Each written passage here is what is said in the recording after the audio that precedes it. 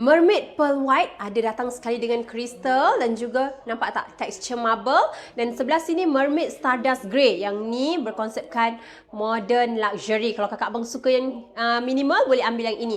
Dan ada lagi satu yang sebelah sana tu Russet Brown. Russet Brown pun antara favorite customer juga sebab dia warna-warna earth tone. Yang penting kakak abang datang sini, kakak abang boleh tengok betul-betul, boleh tengok sendiri setiap detail, lebih puas hati, dan harga boleh runding sebab dekat Dians pun satu lagi dia nak bagi tahu, kita sediakan free consultation tau. Sebab itulah datang sini kena bawa gambar dan juga ukuran setiap ruangan supaya kakak abang tak tersalah pilih. Untuk sizing pun kita ada sediakan tempahan custom juga. Penghantaran, pemasangan pun ada. Apa lagi ya? Best kan?